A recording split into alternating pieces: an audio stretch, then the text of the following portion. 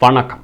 In the light of the recent passing of 84-year-old Father Stan Swami, who died awaiting bail for offences that he had not even been tried for, it is becoming increasingly more essential for citizens to assess whether freedom of speech and expression, democracy, still exists in the Indian Union today. Reports from various international institutes such as VDEM in Sweden and Freedom House in the US have lowered India from a democracy to an electoral autocracy, from a free state to a partially free state. The Union Cabinet has vehemently refuted these reports and stated that the Indian Union has a vibrant democracy. They have even gone further to insinuate that the reports are partial, one-sided, and even hypocritical. Our leaders seem even now extremely thin-skinned and sensitive to criticism, not only from the inside but from outside India's boundaries as well. First of all, what is the difference between an electoral autocracy and a democracy? In an electoral autocracy, the only participation of the citizens in the running of the country is through elections. In a democracy, the country is run and owned by the citizens, and the government facilitates the people's wishes, not only the wishes of the majority, but the minority's wishes as well. The Prime Minister, even though voted in by the majority, is not only the Prime Minister of the majority. He or she is also the Prime Minister of the minorities. This is to say that the government needs to listen to all sections of communities, individuals, and the masses. In fact, what really keeps democracy alive is the freedom of speech and dissent.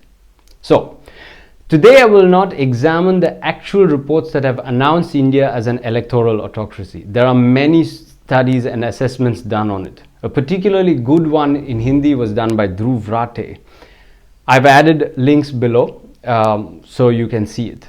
I'm also not going to tell you about who Stan Swami is or why or how he died. On this too, there's much literature of which I'm adding links below. Instead, today I'm going to expose for you exactly where the root of all these draconian laws like UAPA, POTA and AFSPA, and then I'll suggest some steps that need to be taken in order to protect the Indian Union from the assault of freedom of speech and expression.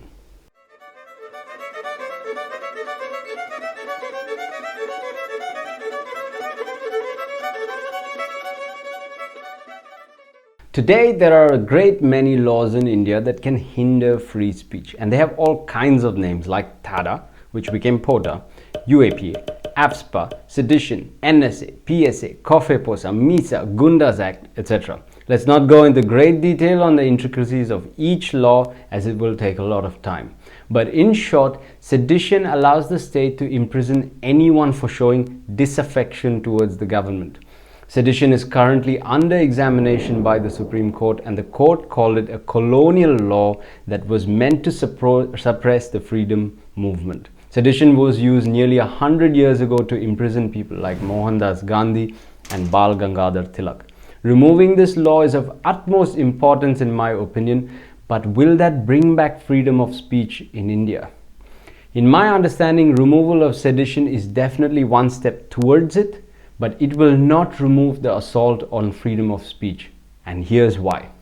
There are other laws in the Indian Union such as POTA, Prevention of Terrorism Act, UAPA, Unlawful Activities Prevention Act, PSA, Public Safety Act, NSA, National Security Act, AFSPA, Armed Forces Special Powers Act, Gundas Act, which is a law enacted by Tamil Nadu as well as 8 other states. These laws were created for national and public security and are disconnected from sedition. A person can be booked for sedition only after they have criticized the government, not before. But these laws authorize the government to arrest on pure suspicion. Let me make this super clear. You don't have to do any unlawful activity to go into prison. All you have to do is have a concurrent opinion, or observe an unlawful activity, or be in a WhatsApp group where others talk about something illegal, and then you can be framed under the UAPA. These days, governments mostly justify imprisoning people by calling the arrested Naxalites or urban Naxals. In the case of AFSPA, if you happen to be of a certain ethnicity and living in certain districts of India, all of a sudden you live in total fear. But how have these laws been made? I mean, with such a deep and powerful independence movement of our forefathers, how did we manage to force upon our own citizens such draconian laws? To answer this, let's take a look at the law in one step more detail. Every government action, every officer from the peon to the director general, the minister or the collector is sanctioned by statute made by the legislative. This either in the Gram Sabha, the state assembly or the union parliament. This was the case in the British Raj as well. So has anything changed between the British Raj and the Indian Union? Yes, one very, very important change. The Constitution of India was created. The Constitution decreed that every law that comes into force before or after independence in the Dominion of India must face the test of the Constitution. Any law that goes against the Constitution is illegal with immediate effect. However, further within this Constitution there is a higher authority. The third chapter on fundamental rights, which gives each individual the right to equality, the right to education, the right to follow their own religion, right against caste discrimination, amongst other rights. The Constitution demands that no law, no other article of the Constitution violates the fundamental rights of each individual. So let's understand this for a little bit of clarity. Suppose the Parliament wants to make a new law. This new law will have to be tested for constitutional validity, but it also now has to be tested against fundamental rights. Now here is the crux. In most democracies, especially the Commonwealth countries, and to a certain extent in India as well, there are a few special fundamental rights that are of a higher nature than others. You see, many fundamental rights come with clauses and exceptions, but there are some that must not have any exceptions, that are inalienable. These fundamental rights are called natural rights, also known as common law, natural justice, or natural laws. What are examples of natural rights?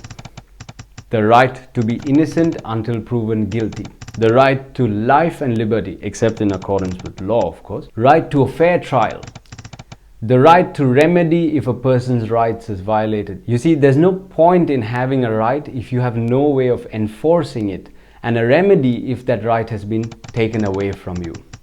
And the right to legal representation. These rights must not be taken away under any circumstance, regardless of whether the nation is under emergency or you're in a foreign country. These rights are what are called inalienable natural rights.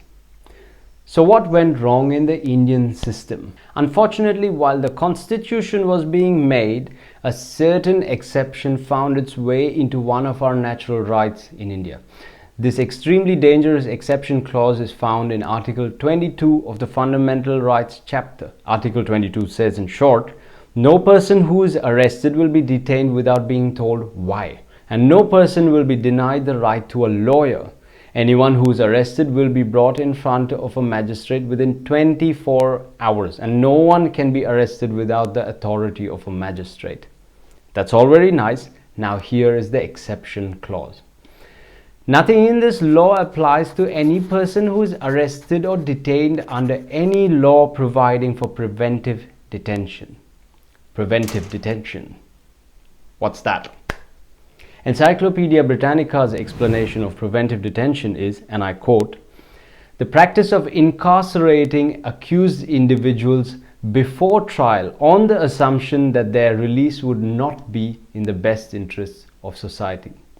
To put it in plain English, if the government feels that it is in the best interests of the society to imprison you under preventive detention law, they can. And they don't have to tell you why. And they don't have to give you the chance to defend yourself in court. I mean, this is ridiculous. For the record, Jews who were put in gas chambers and concentration camps in Nazi Germany were first booked under preventive detention laws. UAPA, POTA, AFSPA, these are all preventive detention laws. In my opinion, all of these, AFSPA is the worst. Used in various districts of Manipur, Mizoram, Nagaland, Kashmir, Punjab, Tripura, Assam, Arunachal Pradesh. The AFSPA was first used in 1958. And since then, the army has had complete immunity in these states for rape and murder. I mean, this is complete misuse of the Indian army.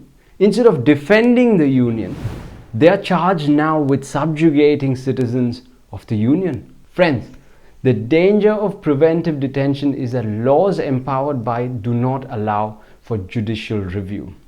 AFSPA even allows the army to shoot on sight, search houses without warrant, and the state is the only decision maker of who's a suspect and who's not.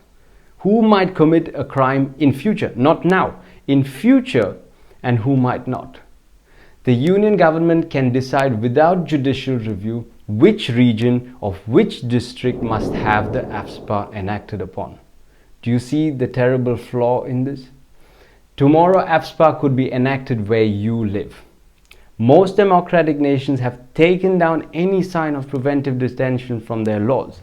UN has even asked India to take down AFSPA on the grounds that it has, in quotes, no role to play in a democracy. When the Constituent Assembly of India discussed preventive detention, the reason that it was accepted was that in their aspirations of home rule, members didn't believe that any government in the Indian Union would use it unnecessarily against its own people. Nonetheless, it was a source of bitter argument and fight in the freedom struggle and in the Constituent Assembly. Finally, preventive detention remained as a measure only for exceptional circumstances. Today, we know better. Today we know that preventive detention has been tried, tested, and failed the test to achieve the needed results. AFSPA has not managed to control internal disturbance and is 60 years an exceptional circumstance. Preventive detention is no more the exceptional situation in India. It has become the normal for anyone who speaks up against the state. Look at the kind of lockdown that happened in Kashmir when its statehood was removed. Upholding human rights, upholding natural rights, these have become the exceptional situations. Between 2016 and 2019, 5,000 people have been arrested under UAPA. Since the new BJP regime, there is a 72% rise in the use of UAPA on citizens, while only 2.2% have been convicted by the court. Friends, natural rights must be understood to be higher than the statute and impenetrable by any government. Stan Swamy passed away while awaiting bail. Many of our good citizens, dedicated citizens, unproven of any criminal action without even a trial, still languish in prisons for more than 3 years, some of them. In my opinion, the time has come to do away with preventive detention. We have wasted the lives of many of our own on this one clause and paid heavily for it by having so many innocent people put behind bars. My proposal, a simple constitutional amendment. Remove preventive detention clause as an exception to Article 22. This one constitutional amendment, this one small amendment will immediately render all of these draconian laws immediately illegal. The state must understand that justice and rights are not gifts given to us by the state. Therefore, the executive of the state cannot take it away at its will and pleasure. The state has been created by us to serve the citizens, to serve the land. This is the basic difference between the British Raj and the Indian Union. We, the people of India, the beginning words of the Constitution of India. We, the people of India, solemnly resolve to constitute India. We, the people, promise to give unto all citizens justice, liberty, equality, fraternity. We, the people of India. Have we done this? It is time for people of India to take this dream and secure our democracy, our freedom of speech against abuse. In Justice Chandrachude's words, depriving liberty even for one day is one too many. I hope you enjoyed my little analysis of preventive detention. What's your opinion? Do you think that security is more important than the freedom of our citizens? I would be curious to know your opinion. In the meanwhile, do subscribe to my channel, The Resilience Channel, and share with others who might be interested. Till our next video, thank you. Vanakkam.